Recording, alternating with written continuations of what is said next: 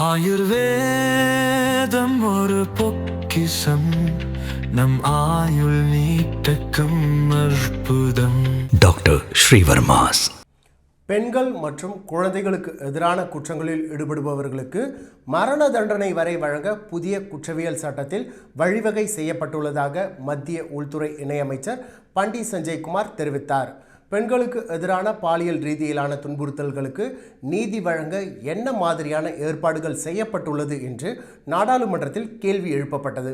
இதற்கு இது குறித்து பண்டி சஞ்சய்குமார் கூறுகையில், பாரதிய நியாய சட்டத்தின் கீழ் மற்ற அனைத்து குற்றங்களையும் விட பெண்கள் மற்றும் குழந்தைகளுக்கு எதிரான குற்றங்களுக்கு முன்னுரிமை வழங்கப்பட்டுள்ளது. அவை அந்த சட்டத்தின் 5வது பிரிவின் கீழ் கொண்டு வரப்பட்டுள்ளன. 18 வயதிற்குட்பட்ட சிறுமிகள் மீதான கூட்டு பாலியல் வன்கொடுமைக்கு ஆயுள் தண்டனை அல்லது மரண தண்டனை விதிக்க பாரதிய நியாய சட்டத்தில் வழிவகை செய்யப்பட்டுள்ளது. பாலியல் துன்புறுத்தலால் பாதிக்கப்பட்ட பெண்களுக்கு கூடுதல் பாதுகாப்பை வழங்கவும், விசாரணையின் பொழுது வெளிப்படைத்தன்மையை உறுதி செய்யவும், பாதிக்கப்பட்டவர்களின் வாக்குமூலங்களை ஆடியோ வீடியோ முறையில் பதிவு செய்வது கட்டாயமாக்கப்பட்டுள்ளது.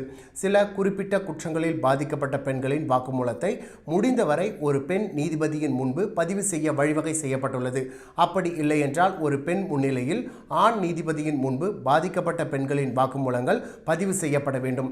குற்றம் நடந்த 7 நாட்களுக்குள் விசாரணை அதிகாரியிடம் பாதிக்கப்பட்டவர்களின் மருத்துவ அறிக்கையை சமர்ப்பிப்பது கட்டாயமாக்கப்பட்டுள்ளது. மிக முக்கியமாக, பாலியல் வன்கொடுமையால் பாதிக்கப்பட்டவர்களுக்கு அனைத்து மருத்துவமனைகளிலும் இலவச முதலுதவியும் சிகிச்சையும் வழங்கப்படுவது கட்டாயமாக்கப்பட்டுள்ளது. இந்த புதிய சட்ட மாற்றங்கள் மூலம் குற்றவாளிகளுக்கு விரைவாக தண்டனை கிடைப்பதுடன் பாதிக்கப்பட்ட பெண்களுக்கு நீதி கிடைப்பதும் உறுதி செய்யப்படும் என்று பண்டி சஞ்சய்குமார் தெரிவித்தார்.